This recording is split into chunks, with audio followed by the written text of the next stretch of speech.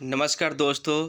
आज जो है कि बहुत महत्वपूर्ण क्वेश्चन के साथ मैं आया हूँ, जो कि आप बिहार अगर आप बीपीएससी की तैयारी कर रहे हैं तो ये बिहार स्पेशल का चैप्टर नंबर दूसरा है, जो कि जो है प्राचीन काल आप जानते ही होंगे।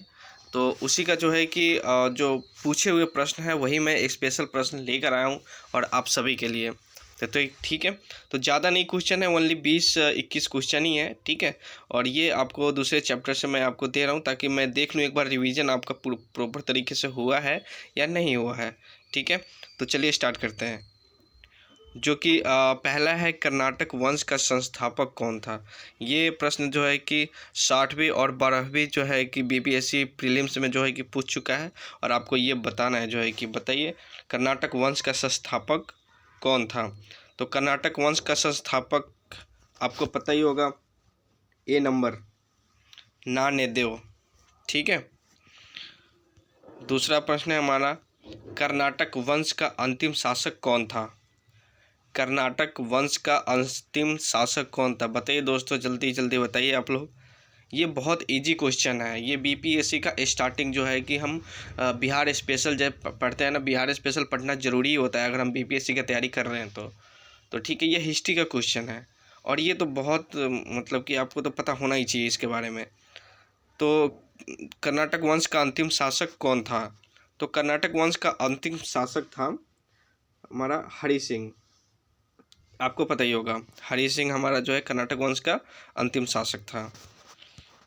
तीसरा है हमारा, नालंदा विश्वविद्यालय के संस्थापक कौन थे।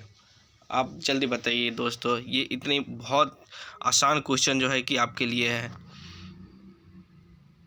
जल्दी प्लीज़।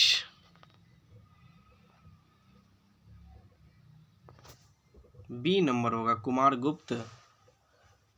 यही तो है नालंदा विश्वविद्यालय का संस्थापक, कुमार गुप्त, ठीक है। और चौथा, महावीर स्वामी का जन्म कहाँ हुआ था। महावीर स्वामी का जन्म कहाँ हुआ था, बताइए।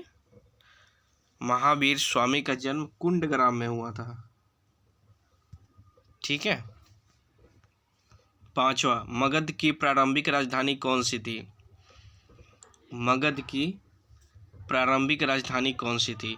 ये क्वेश्चन 3 बार पूछ चुका है, 53, 55 और 47वीं जो है कि बीपीएससी का जो प्री का जो एग्ज़ाम हुआ था उसमें जो है कि ये 3 बार पूछ चुका है, ठीक है। तो आप देख सकते हैं ये क्वेश्चन सब कहाँ से उठाता है। और ये क्वेश्चन जो है कि मैंने जो ये बनाया हुआ क्वेश्चन है, ये बहुत शॉर्ट नोट्स में, मतलब आप लोगों को ये सब पता होना चाहिए। मगध की प्रारंभिक राजधानी कौन सी थी। मगध की प्रारंभिक राजधानी कौन सी थी दोस्तों, राजगिरी, सी नंबर, राजगिरी मगध की प्रारंभिक राजधानी थी। और अज्ञात शत्रु के वंश का नाम क्या था। छठा नंबर क्वेश्चन का जवाब दीजिए, अज्ञात शत्रु के वंश का नाम क्या था। जो अज्ञात शत्रु के वंश का नाम क्या था, बिल्कुल सही जवाब है ये, बी नंबर, हर्यक। अज्ञात शत्रु का वंश का नाम क्या था, हर्यक, ठीक है। 7 नंबर क्वेश्चन पे चलते हैं, अगले क्वेश्चन पे। अगला क्वेश्चन है, तृतीय बौद्ध सभा किस स्थान पर बुलाई गई थी। तृतीय बौद्ध सभा किस स्थान पर बुलाई गई थी। ये भी क्वेश्चन देखिए 53 और 55वीं बीपीएससी में प्रीलिम्स के में पूछ चुका है। अगर आप बीपीएससी की तैयारी करेंगे तो आपको जानना बहुत ज़रूरी होगा, ठीक है। तो जल्दी जल्दी बताइए, इस क्वेश्चन का आंसर बताइए जल्दी जल्दी। डी नंबर होगा, बिल्कुल सही, पाटलिपुत्र, बिल्कुल सही, पाटलिपुत्र होगा, बिल्कुल। तृतीय बौद्ध सभा किस स्थान पर बुलाई गई थी, तो पाटलिपुत्र में। बोध गया में बोधि वृक्ष अपने वंश की किस पीढ़ी का है। बोध गया में बोधि वृक्ष अपने वंश की किस पीढ़ी का है, बताइए जल्दी बताइए। बिल्कुल सही, चतुर्थ, चौथा, चौथा बोधि वृक्ष है ना, बोध गया अपने वंश की पीढ़ी का, जी बिल्कुल। और अगला क्वेश्चन है, विश्व का पहला गणतंत्र वैशाली में किसके द्वारा स्थापित किया गया था।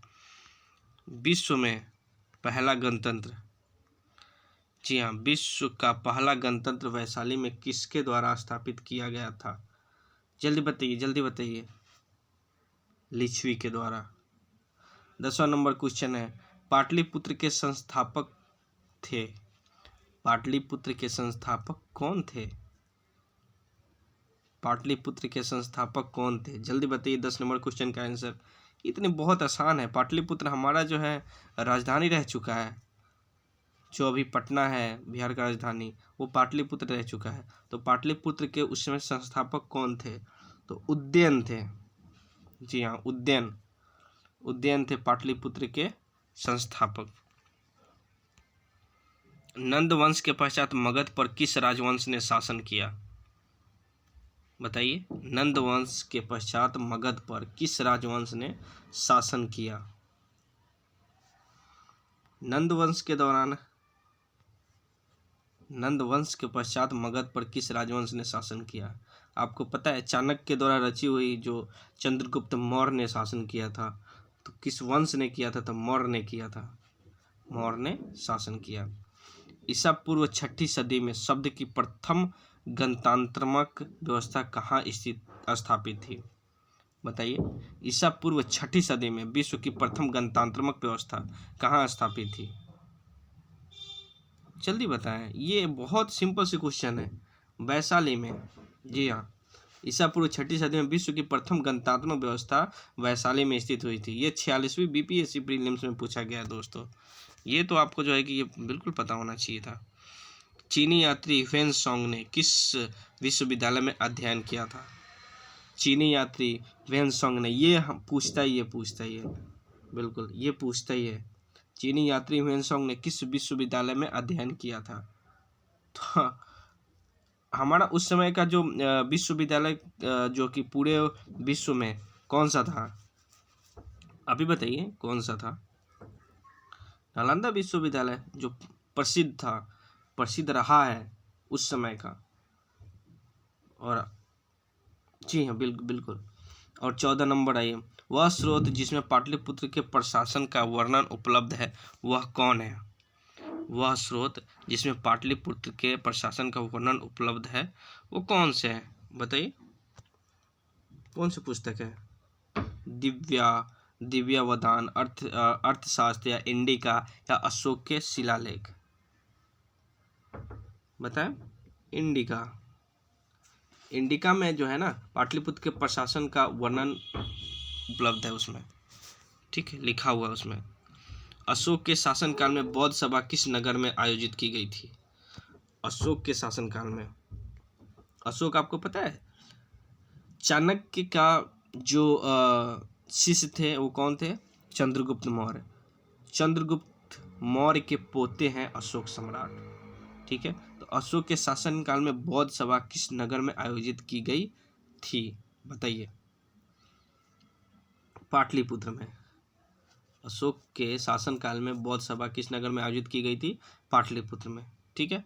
तो अब 16 नंबर क्वेश्चन पे आइए। निम्नलिखित में से मगध का कौन सा राजा सिकंदर महान के समकालीन था? सिकंदर महान के समकालीन था। जल्दी जल्दी। आपको पता है घनानंद उस समय का राजा था। घनानंद को हराने के लिए चंद्रगुप्त मौर्य तैयार किया था किसने? हमारे चाणक्य गुरु ने। चाणक्य गुरु जो आचार्य हैं, हमारे आचार्य नाम से भी जाने जाते हैं, आचार्य ने चंद्रगुप्त को तैयार किया था घनानंद को हराने के लिए, क्योंकि वो बहुत जो है उस समय पाटलिपुत्र मगध पे जो है कि बहुत जो है हुकूमत कर रहे थे। मतलब कि तरह तरह के जो है क्या कहते हैं कर लेना, बहुत से मतलब जुल्म उठा रहे थे उस समय, जुल्म कर रहे थे। तो ये इसका निम्नलिखित में से मगध का कौन सा राजा सिकंदर महान के समकालीन था? तो घनानंद, ठीक है। ये बी नंबर होगा घनानंद, इस पे टिक कर देना आप। 17 नंबर, विक्रमशिला शिक्षा केंद्र के संस्थापक कौन था? ठीक है, कौन है विक्रमशिला शिक्षा केंद्र के संस्थापक कौन है? ये आपको पता होना चाहिए, ये बहुत महत्वपूर्ण क्वेश्चन है, ठीक है। तो बताइए दोस्तों। बी नंबर धर्मपाल जो है विक्रमशिला शिक्षा केंद्र के संस्थापक थे। 18 नंबर पे आइए। पाटलिपुत्र में स्थित चंद्रगुप्त का महल मुख्यतः बना था। पाटलिपुत्र में स्थित चंद्रगुप्त का महल मुख्यतः बना था। तो पाटलिपुत्र में जब चंद्रगुप्त का महल था वो लकड़ी से बना हुआ था, बिल्कुल सही। लकड़ी से बना हुआ था, लकड़ी से, जो आज में जो है फूस कहते हैं, फूस का बना हुआ था। बिल्कुल ठीक है। 19 नंबर क्वेश्चन पे आते हैं। बराबर की गुफाओं का उपयोग किसने आश्रय गृह के रूप में किया? बराबर की गुफाओं का उपयोग किसने आश्रय गृह के रूप में किया? ये भी बहुत महत्वपूर्ण क्वेश्चन है, प्लीज बताएं। बराबर के गुफाओं का प्लीज बताएं। बराबर की गुफाओं का उपयोग किसने आश्रय गृह के रूप में किया? बिल्कुल सही, आजीविकों ने बराबर की गुफाओं को आश्रय गृह के रूप में उपयोग किया। ठीक है। 20 नंबर क्वेश्चन। वह स्तंभ जिसमें अशोक ने स्वयं को मगध सम्राट बताया, वो कौन सा स्तंभ है? वह स्तंभ जिसमें अशोक ने स्वयं को मगध का सम्राट बताया, वो कौन सा स्तंभ है? जल्दी बताएं, जल्दी बताएं, जल्दी बताएं, इस क्वेश्चन में देरी नहीं होनी चाहिए। डी नंबर, आप डी नंबर मार के आएंगे। भाब्रू स्तंभ। ठीक है, भाब्रू स्तंभ में ही अशोक ने जो है स्वयं को मगध का सम्राट बताया था। हमारा लास्ट और सेकंड लास्ट क्वेश्चन है, गौतम बुद्ध। बिल्कुल, गौतम बुद्ध का जन्म कहाँ हुआ था? गौतम बुद्ध का जन्म कहाँ हुआ था, आप बताइए। पता है सब कुछ आपको? बिल्कुल, गौतम बुद्ध का जन्म लुम्बिनी में हुआ था, जो कि नेपाल में है। ठीक है, बिल्कुल। अजातशत्रु के शासनकाल में प्रथम बौद्ध संगीति का आयोजन किस नगर में किया गया था? अजातशत्रु के शासनकाल में प्रथम बौद्ध संगीति का आयोजन किस नगर में किया गया था? राजगृह में किया गया था। बिल्कुल सही, बिल्कुल सही, राजगृह में किया गया था। तो दोस्तों, जैसे ये बिहार स्पेशल का ये सेकंड चैप्टर था। जी जी, ये या एंशिएंट हिस्ट्री, प्राचीन इतिहास, ये जो है इसका जितने भी यानी कि इसमें से क्वेश्चन बन सकते थे सेकंड चैप्टर में, वो मैंने बहुत तोड़ तोड़ के क्वेश्चन बनाए हैं, और ये आपके लिए बहुत उपयोगी है। अगर आप इसे याद करें तो बहुत महत्वपूर्ण क्वेश्चन है। ठीक है, नेक्स्ट अध्याय हम लेकर आएंगे, 3 नंबर अध्याय लेकर आएंगे। जी हाँ, 3 नंबर अध्याय मध्यकालीन इतिहास यानी कि मिडिवल हिस्ट्री हम लेकर आएंगे, 3 नंबर। तो उसको जो है कि अगर आप नए हैं तो प्लीज़ जो है कि इस चैनल को सब्सक्राइब करें, ताकि हम नेक्स्ट में जो है कि पूरा हम हिस्ट्री इसमें हम कवर करने वाले हैं, और पूरा हिस्ट्री हम आपको बताने वाले हैं, जो कि वही हमें याद करना है जो यानी कि एग्ज़ाम में महत्वपूर्ण है, वही पढ़ना है जो एग्ज़ाम में महत्वपूर्ण है। बाकी हम कहीं से क्वेश्चन नहीं लाएंगे। ठीक है, तो प्लीज़ जो है कि इस चैनल को सब्सक्राइब करें, लाइक करें, ताकि जो है कि आने वाले वीडियो का नोटिफिकेशन आपको मिले। ठीक है, जय हिंद, जय भारत।